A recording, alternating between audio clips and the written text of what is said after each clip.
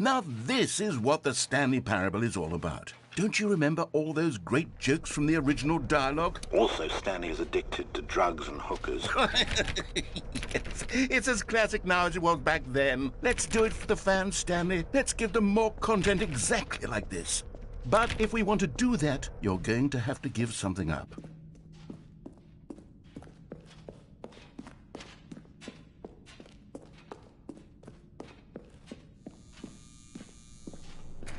That's why I'm very proud to introduce a brand new character. This is the Bucket Destroyer.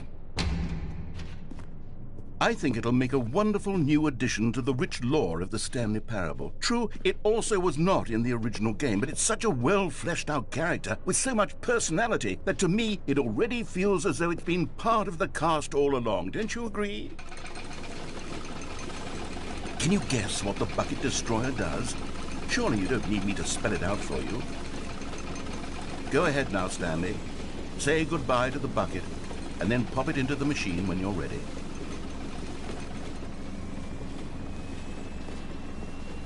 Now listen to me. It's crucial that you give it the bucket.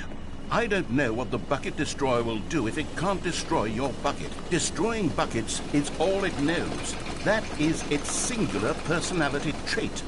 Sure, I can hear you saying, how does a character with only one personality trait deserve to join the pantheon of beloved Stanley Parable characters?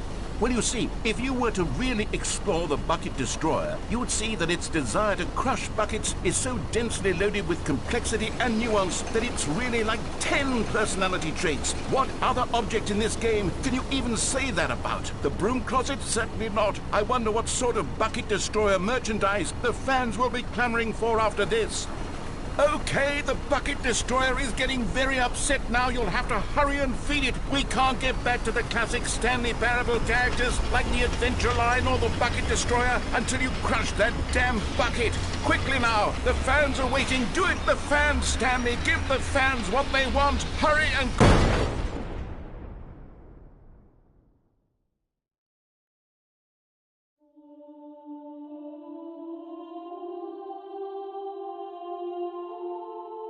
The Bucket Destroyer, my prized creation. You had so much potential. We were going to do such marvelous things with you, tell such spellbinding stories about you. All of it squandered now. Goodbye, new friend. For the moment in time that you were here, you were magnificent.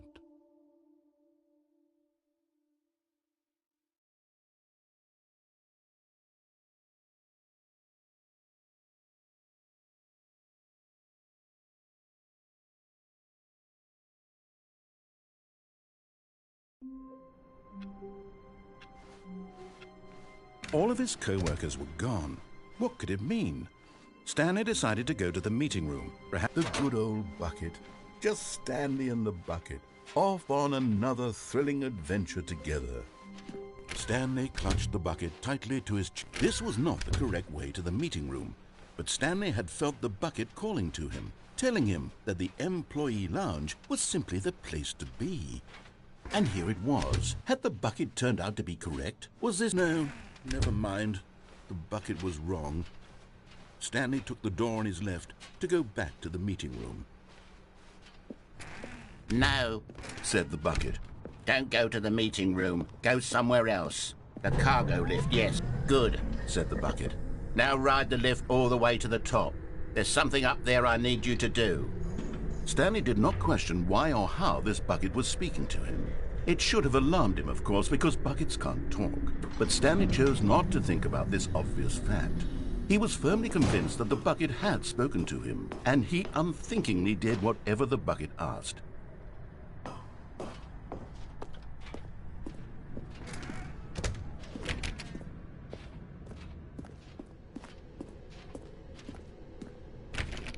No, stop. Look there on the wall. You see, there's a sign right there. It says, "No buckets past this point." Stanley, how could you think it was okay to bring the bucket here? Unless, what if the problem is that you actually don't know what is a bucket and what isn't a bucket?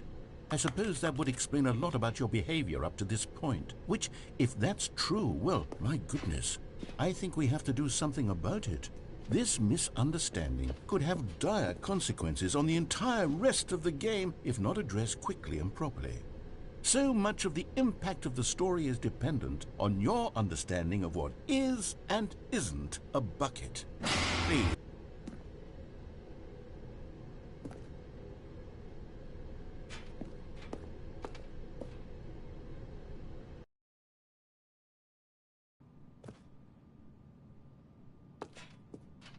Now then, I'm going to run you through some test scenarios, and you'll tell me whether or not the thing I'm showing you is a bucket. Simple enough, right? This should tell us everything we'll ever need to know about what is or is not a bucket. Okay, let's begin. Item 1. Is this a bucket? Correct. It is a hologram of a bucket, not an actual bucket.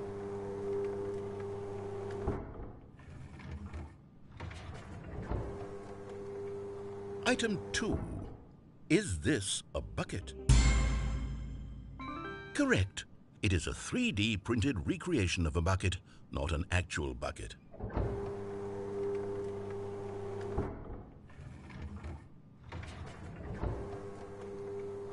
Item 3. Is this a bucket? Incorrect. This is a bucket.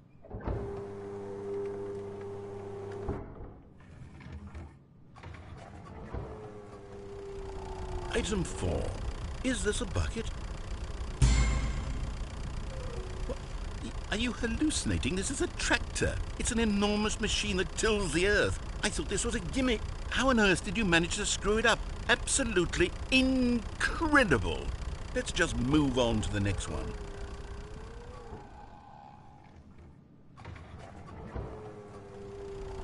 Is this a bucket? Correct. This is a bucket.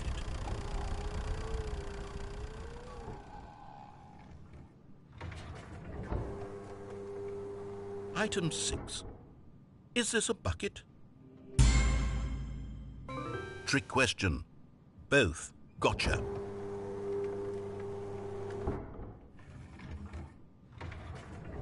Item... Wait, hold on. I can't find the next one. Let me see. It should be around here somewhere.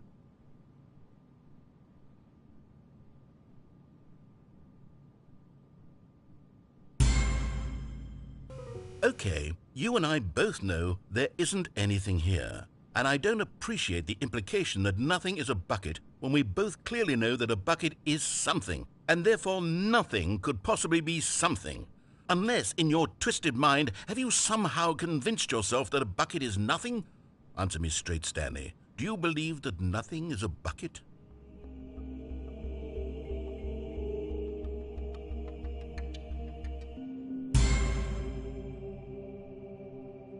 You know what? I'm too confused to even sort it out. I've lost all sense of perspective. What is a bucket? What isn't a bucket? Mere moments ago I could answer these questions with confidence. And yet now I'm somewhat adrift.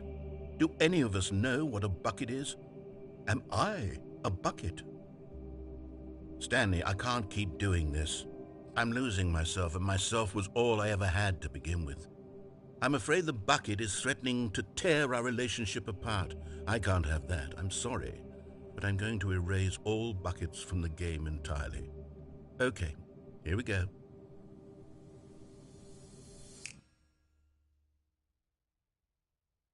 What happened? Is everything gone? Why did everything disappear? Wait, was everything a bucket? Every single thing in the game was a bucket. Oh my God, I had no idea. How could... Except me. I'm not a bucket after all. And you, Stanley, you're still here. You're not a bucket either. Oh, this is wonderful news. We're not buckets. Yes, I actually feel much more at ease right now. It's delightful to get some clarity on that issue, but it doesn't change the fact that we haven't got a game. So, tell you what, I'll reset everything and we'll put back all of the buckets, okay? And we'll know that it's all a bucket. But if you run into anyone else, maybe don't mention that. Who knows what that information might do to a person? All right, here we go.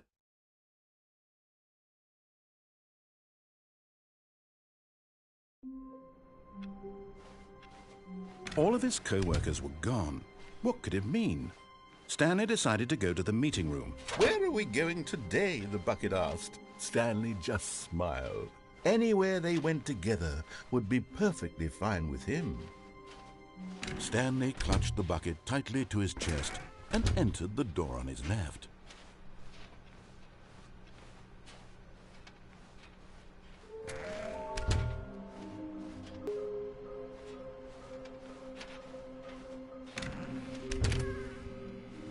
Stanley, we must move on from this broom closet, simply because I have no remaining stickers. If coming to a staircase, Stanley and the bucket walked upstairs to the boss's office.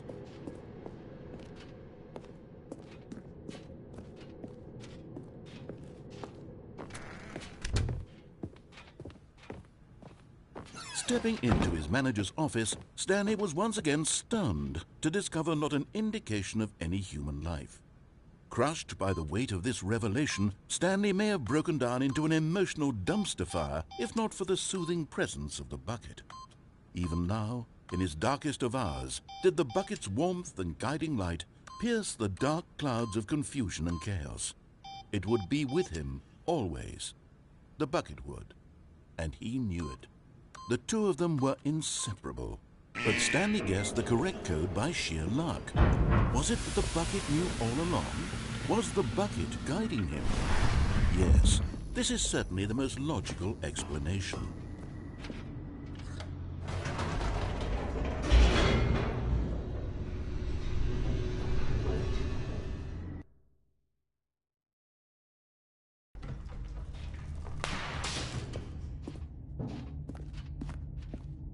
Stanley and the bucket walked straight ahead through the large door that read, Mind Control Facility.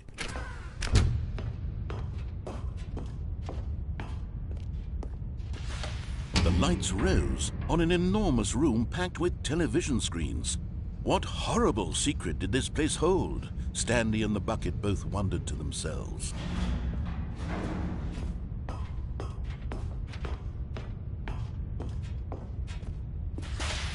The monitors jumped to life, and Stanley nearly dropped the bucket in shock. Everyone in the office was being videotaped, monitored like guinea pigs. The bucket had never seen anything like this, and it very nearly burst into tears as Stanley cradled it gently, reassuring it that everything would be fine.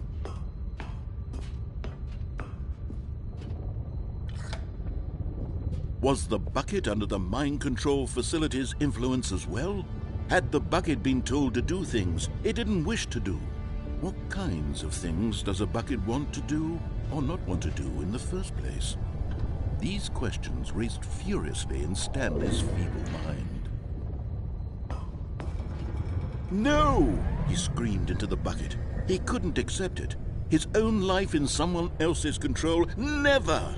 He squeezed the bucket tighter, his one friend in the entire world.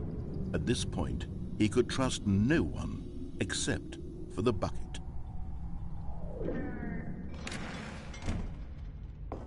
But here was the proof. The heart of the operation. Controls labeled with emotions, happy or sad or content. Walking, eating, working, all of it monitored and commanded from this very place. And as the cold reality of his past began to sink in, Stanley decided that this machinery would never again exert its terrible power over...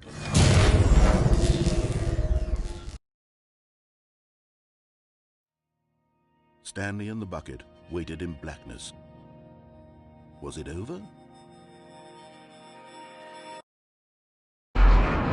Yes, they had done it. Stanley and the bucket had defeated their greatest and darkest enemy, freed themselves from the tyrannical grip of the evil mind control machine. Freedom was now mere moments away. Excitedly, the two of them began to discuss the kind of life they wanted to live once they stepped through this massive door. The bucket wanted to learn to roller skate. Stanley wanted to sneeze in every country on Earth. Both of them wanted to begin watching a movie, any movie, but then stop it halfway through and begin watching it in reverse from the end. True, it was a simple life they envisioned, but it was one they'd lived together, with one another to lean on, to trust, to support. What? Wait. What was happening? Why had the door stopped? Was Stanley and the bucket not about to be freed? An unbearable silence filled the room, lingering in uncertainty, until finally the truth hit Stanley square in the face. This building did not want the bucket to leave. Even the facility itself recognized the incredible calming presence of the bucket, needed the soothing warmth of the bucket, would go to any lengths not to part with the bucket. No. Stanley can't leave this place. Not while he has such a precious bucket in his arms. Not while this building has anything to say about it. Stanley realized he would never again leave this very room. But at least he has the bucket.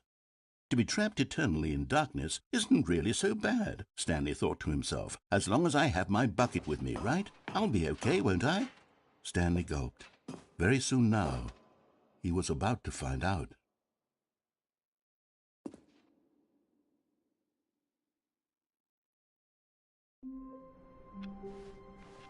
All of his co-workers were gone. What could it mean? Stanley decided to go to the meeting room. Perhaps he had simply missed a memo. A good bucket, a strong bucket, a humble bucket, a committed bucket, a bucket of culture and distinction. Stanley clutched the bucket tightly to his chest. This was not the correct way to the meeting room, but Stanley had felt the bucket calling to him, telling him that the employee lounge was simply the place to be. And here it was. Had the bucket turned out to be correct? Was it? No, never mind. The bucket was wrong. Stanley took the door on his left to go back to the meeting room. No, said the bucket. don't go to the meeting room. Go somewhere else. The cargo lift. Good, said the bucket. now ride the lift all the way to the top. There's something up there I need you to do. Stanley did not question why or how this bucket was speaking to him. It should have alarmed him, of course, because buckets can't talk. But Stanley chose not to think about this obvious fact. He was firmly convinced that the bucket had spoken to him, and he unthinkingly did whatever the bucket asked. In here. Said the bucket. Go into this dark room over here. Stanley once again obeyed blindly.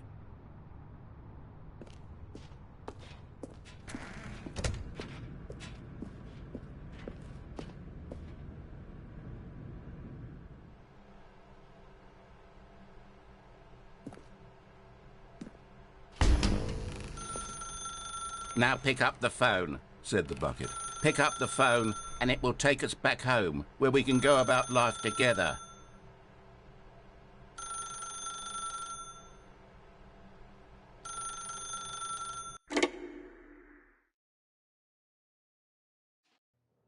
This is the sad story of a man named Stanley and his bucket. Once upon a time, I gave Stanley a bucket because I thought he was lonely and could use a friend. And then, very distressingly, he began to believe the bucket could speak to him.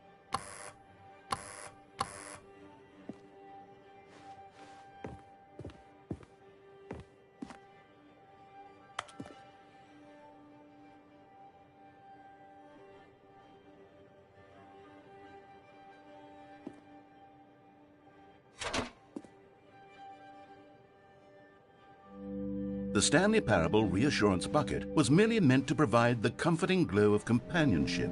It doesn't literally talk and give you orders. Whatever Stanley is hearing the bucket say to him is just in his head.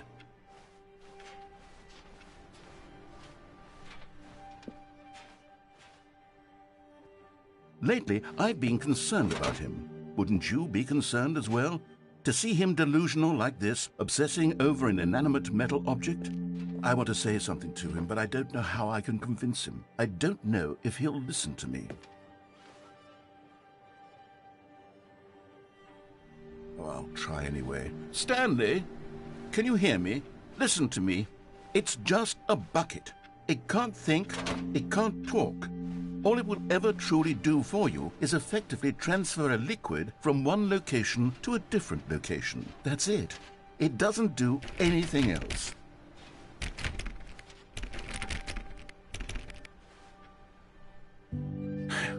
You see, he's not listening. is still taking orders from the bucket. You know, once upon a time it was me he took orders from, me he trusted and listened to. Now all he cares about is his awful bucket, this stupid hunk of metal.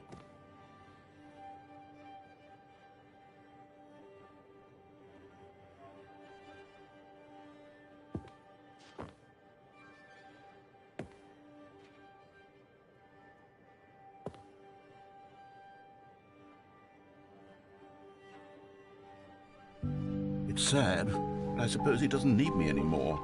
From now on, he's just going to cling to this bucket, this cold, empty bucket, this sort of shiny bucket. Well, I'll give it this. The bucket does have a nice shine to it.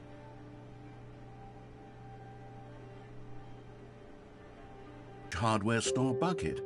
It's just a little more, what am I trying to say? Sturdier, more capable of transporting liquid.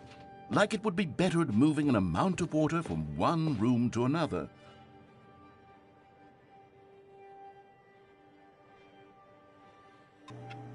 Oh my God, what am I saying? Better at carrying water from room to room. It's a bucket. It's literally just a bucket. Why do I feel some need to point out the ways in which it's so much more than just a regular bucket?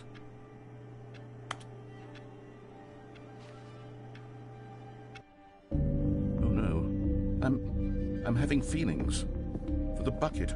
No. What's going on? Why do I want to be with the bucket? Hear what the bucket has to say. Do anything it asks. What's wrong with me? I don't understand. Perhaps if I had the bucket, this would be less confusing. Yes, the bucket could tell me what to do in this troublesome situation. Stanley, give me the bucket. Give it to me. Give me the bucket, Stanley. I need it. Give it to me now. Give it or I'll...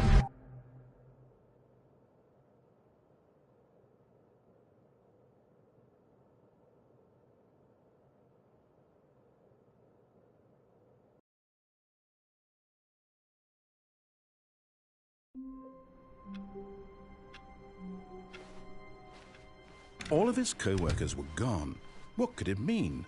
Stanley decided to go to the meeting room. Perhaps he had simply missed a memo.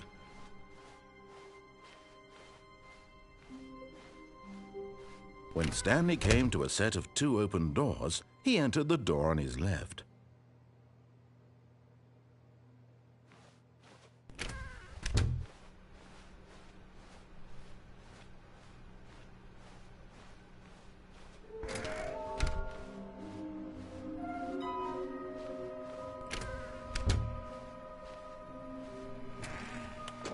Stanley stepped into the broom closet, but there was nothing here, so he turned around and got back on track.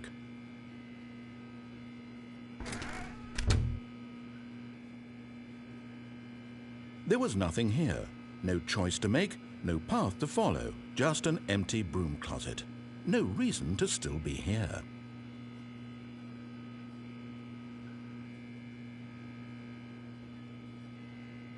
It was baffling that Stanley was still just sitting in the broom closet. He wasn't even doing anything. At least if there was something to interact with, he'd be justified in some way. As it is, he's literally just standing there doing sweet FA.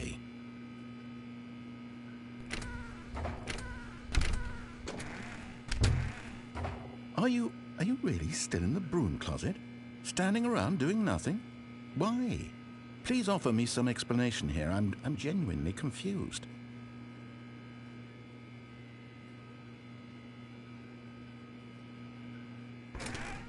You do realize there's no choice or anything in here, right? If I'd said Stanley walked past the broom closet, at least you would have had a reason for exploring it to find out. But it didn't even occur to me because literally this closet is of absolutely no significance to the story whatsoever. I never would have thought to mention it.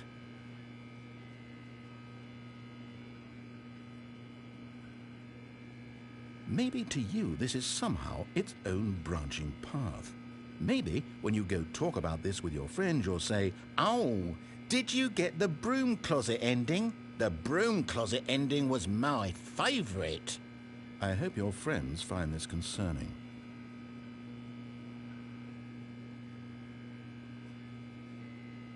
Stanley was fat and ugly and really stupid.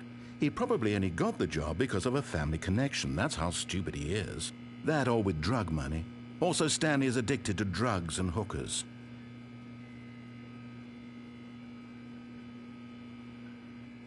Well, I've come to a very definite conclusion about what's going on right now. You're dead. You got to this broom closet, explored it a bit, and were just about to leave because there's nothing here, when a physical malady of some sort shut down your central nervous system and you collapsed in front of your screen. Well, in a situation like this, the responsible thing is to alert someone nearby so as to ensure that your body is taken care of before it begins to decompose. Hello? Anyone who happens to be nearby? The person at this computer is dead. They have fallen prey to any number of your countless human physiological vulnerabilities. It's indicative of the long-term sustainability of your species. Please remove their corpse from the area and instruct another human to take their place, making sure they understand basic first-person video game mechanics and filling them in on the history of narrative tropes in video gaming, so that the irony and insightful commentary of this game is not lost on them. All right, when you've done that, just step out into the hallway.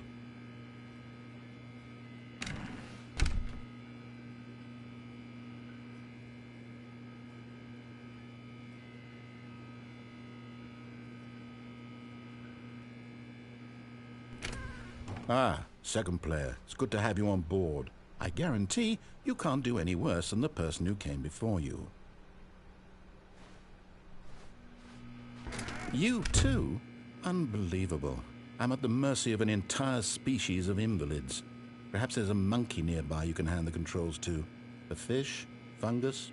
Look, you can hammer out the details. I'm not particularly picky. I'll just be waiting for when you're ready to pick up the story again.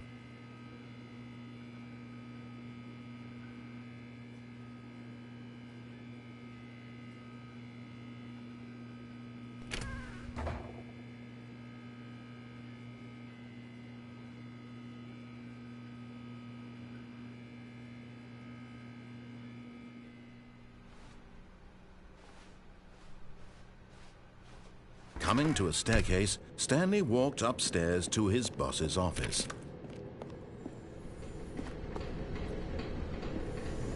You're getting close now, Stanley. You've nearly gotten all of the Figler and Marines. Very soon, you'll collect the last one, and then the first number will equal the second number, and that will be it. We'll be different people by then. Different in the sense that we used to have none of them, and now we have them all. You can't go back to when you had no Figler and Marines. None of us can.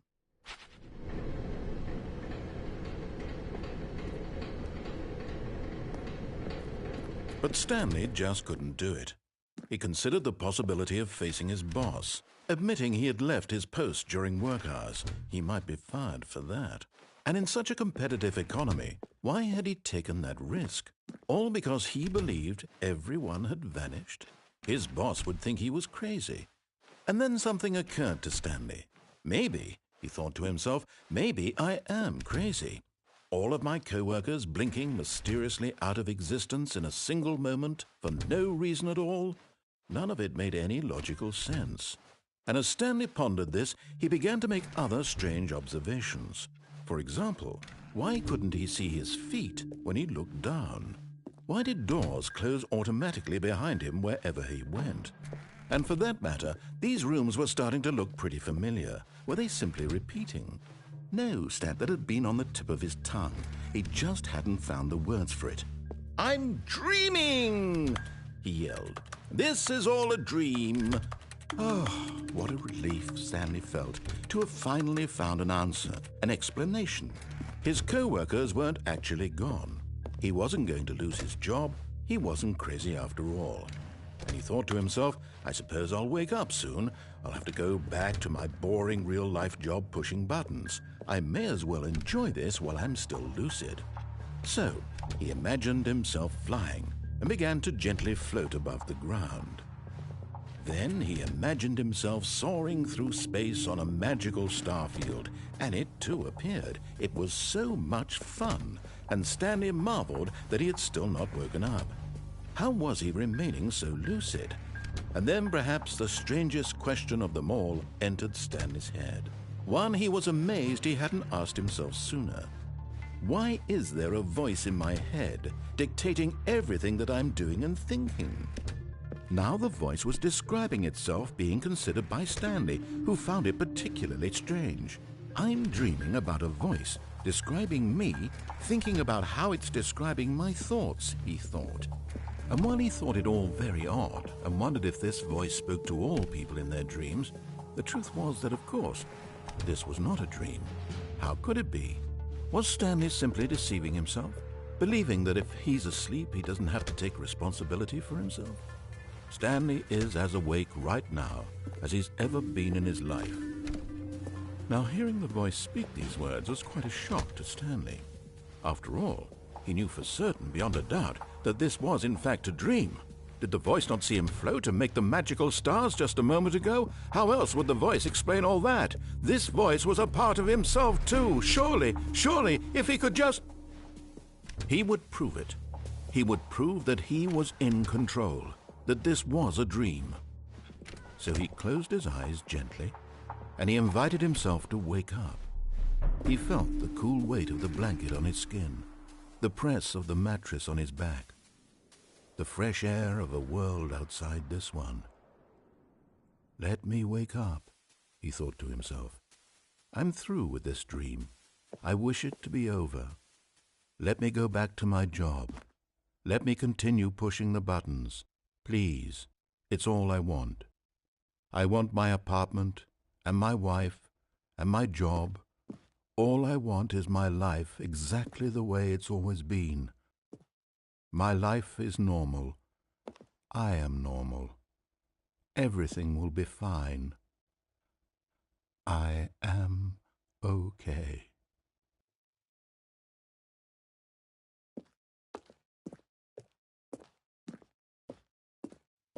Stanley began screaming. Please, someone, wake me up. My name is Stanley. I have a boss. I have an office. I am real. Please, just someone tell me I am real. I must be real. I must be. Can anyone hear my voice? Who am I? Who am I? And everything went black.